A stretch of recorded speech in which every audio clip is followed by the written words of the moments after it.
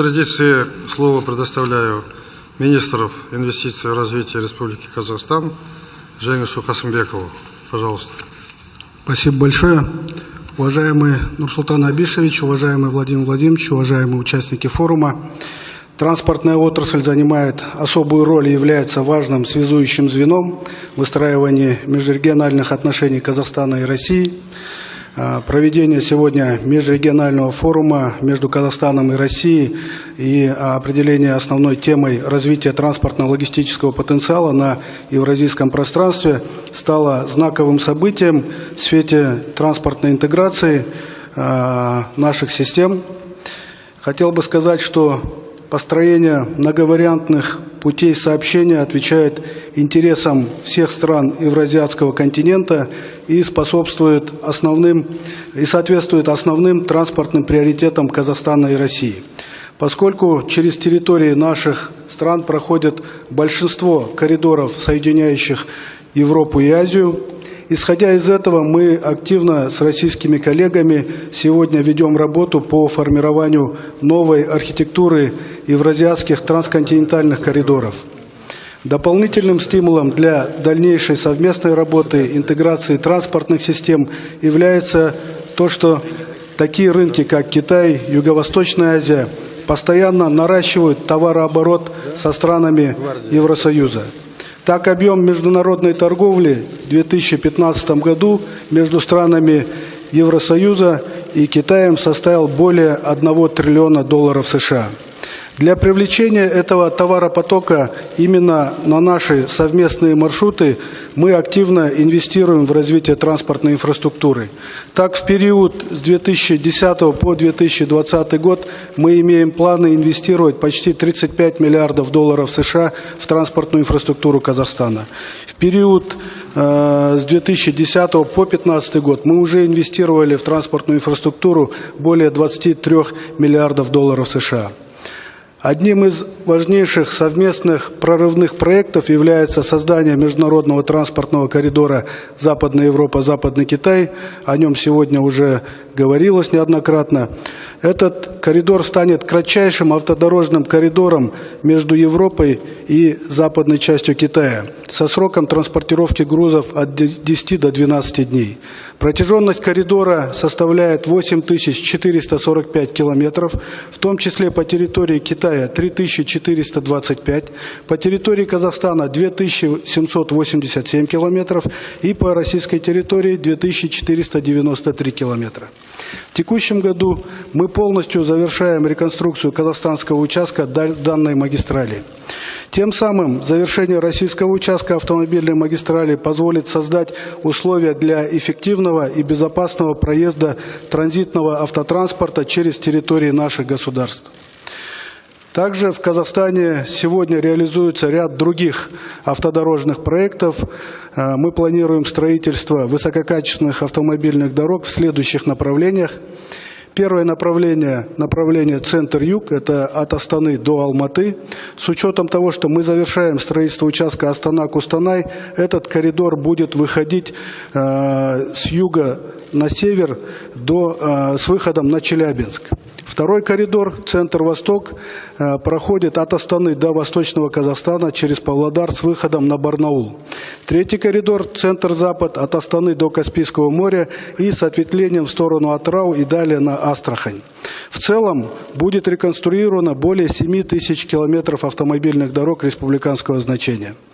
В целях региональной интеграции в ноябре 2014 года между железными дорогами Казахстана, России и Белоруссии создана объединенная транспортно-логистическая компания. Это действительно платформа по оказанию унифицированного контейнерного сервиса на евразиатском рынке транспортных услуг. Единые принципы ценовой политики, технологии и стандарты транспортно-логистических услуг на территории Евразийского экономического союза будут способствовать развитию контейнерных перевозок и обеспечат качественное обслуживание растущего контейнеропотока. При этом организация перевозок через наши страны позволяет обеспечить сроки доставки от 12 до 16 дней. Как уже говорилось, в 2016 году объемы перевозок контейнеров в направлении Китай-Европа-Китай с использованием железных дорог Казахстана и России, в том числе с участием Объединенной транспортно-логистической компании выросли в 100 раз по отношению к 2011 году. Еще одним важным многосторонним интеграционным проектом является планируемая международная логистическая зона для стран-членов Шанхайской организации сотрудничества в морском порту Ляньюнгань на восточном побережье Китая. Общая площадь терминала логистической зоны ШОС должна составлять 450 гектаров, что позволит увеличить объем консолидации грузов более чем 2 миллиона 200 тысяч контейнеров к 2020 году. Хотелось бы отметить, что в китайском порту Ляньюнгань уже активно функционирует казахстанский логистический терминал, который является важным пунктом консолидации грузопотоков в Казахстан и далее через Россию в Европу. Сегодня мы ведем совместную работу по развитию и других коридоров, в частности север-юг. Достигнута договоренность с нашими иранскими, туркменскими партнерами по установлению льготных тарифных условий для перевозки зерна, черных металлов, алюминия и асбеста из России в Иран с использованием новой железной дорожной линии Казахстан-Туркменистан-Иран. Кроме того, установлены единые ставки по территории Казахстана, Туркмении и Ирана для контейнерных поездов из Китая. Морской порт Ахтау.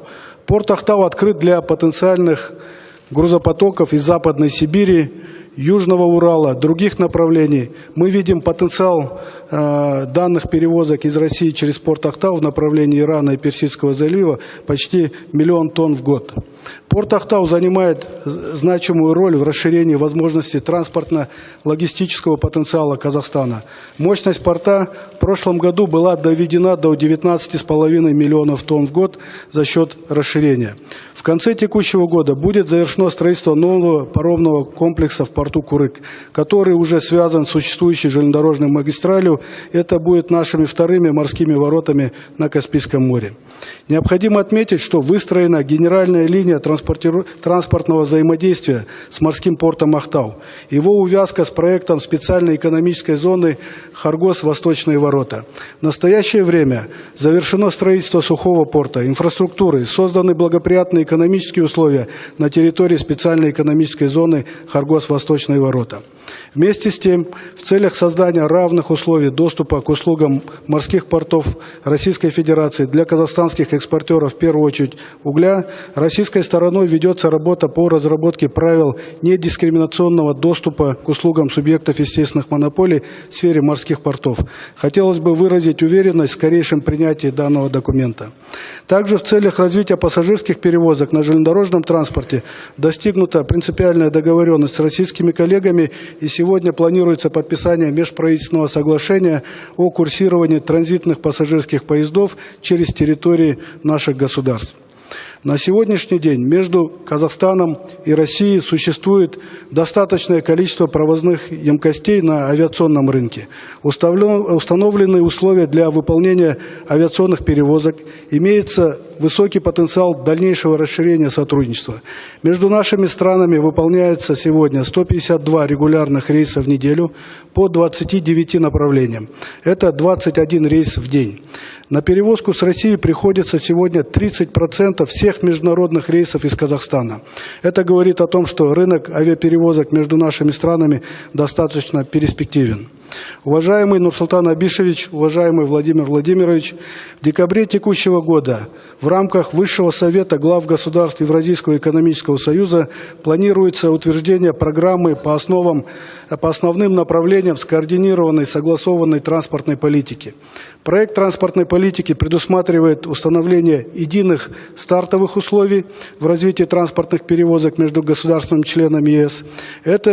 Эти условия основаны на гармонизации законодательства и сопряжении транспортных стратегий. Документ направлен на поэтапную либерализацию, формирование единого транспортного пространства и общего рынка транспортных услуг. Принятие этого документа даст дополнительный мощный импульс для сопряжения наших транспортных систем. И это является одним из важнейших этапов транспортной интеграции наших государств.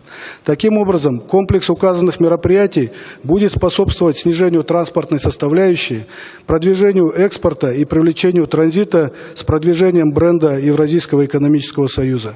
Спасибо большое за внимание.